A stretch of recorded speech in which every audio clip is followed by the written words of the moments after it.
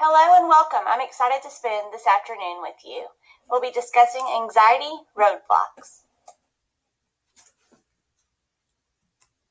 Before we get started, I wanted you to know a little bit about your presenter. My name is Amy Svedalka. I have worked in Dickinson ISD for 17 years. This is my second year as a social emotional learning specialist.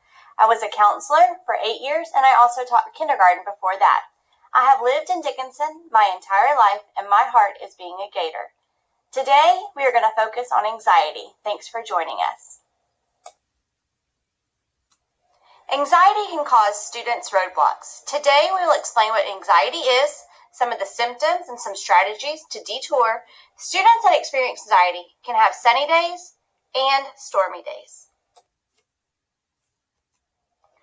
What is anxiety? Anxiety is your body's natural response to stress. It's a feeling of fear or apprehension about what's to come.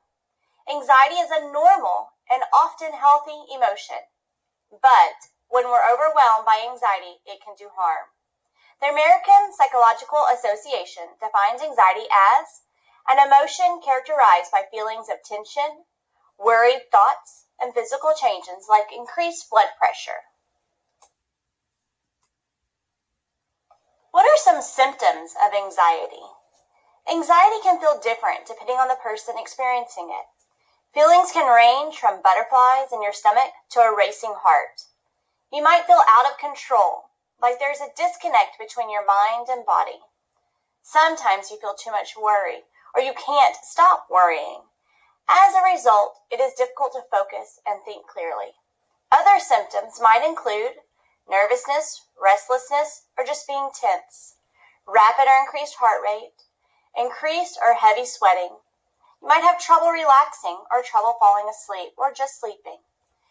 Feelings of fear, danger, panic, or dread, rapid breathing, trembling or muscle twitching, muscle tension, easily fatigued, weakness. Those are some examples of symptoms of anxiety. Now, emotional signs of anxiety in children can be harder to identify as they may be seen as bad or naughty behaviors. Some of these signs may be, maybe they don't want to go to school, not wanting to do homework or try anything new, unusual outbursts and or anger, being withdrawn, becoming unusually quiet and shy, avoidance, not wanting to do specific tasks, boredom, pretending to find everything is just boring. Distraction, mainly when they are doing school-related work. Needing frequent reassurance, maybe tearful or very clingy. Showing aggression and or resistance.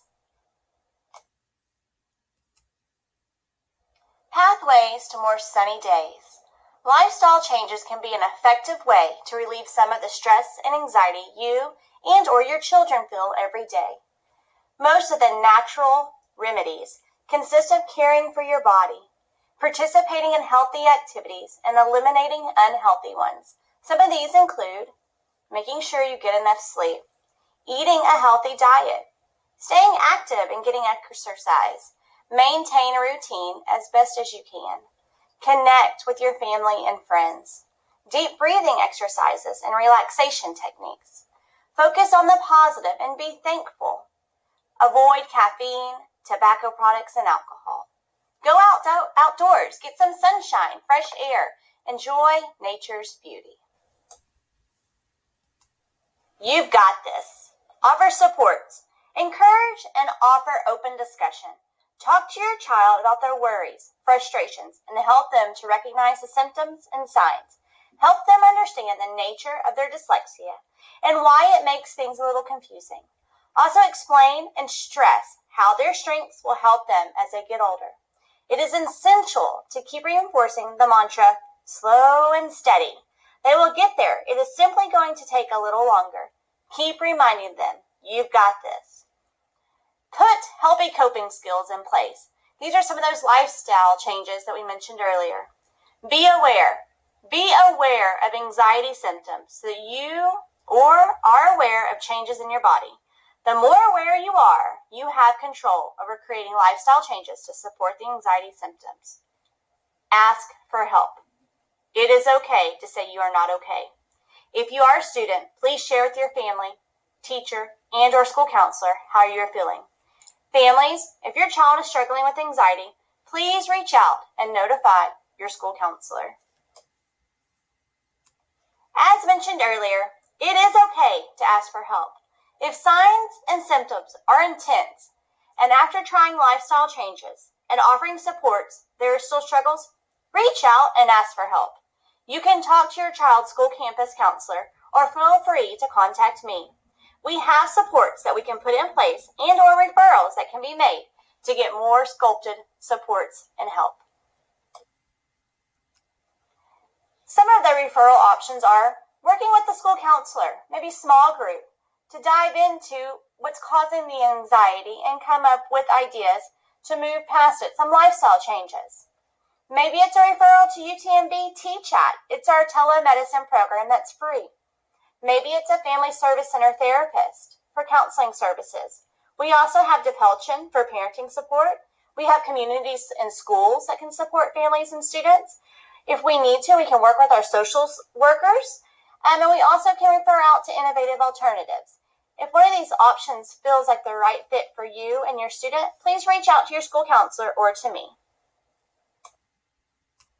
Here are some great resources that Dr. Kimberly Gashanis, a psychologist with UTMB T-Chat program, shared.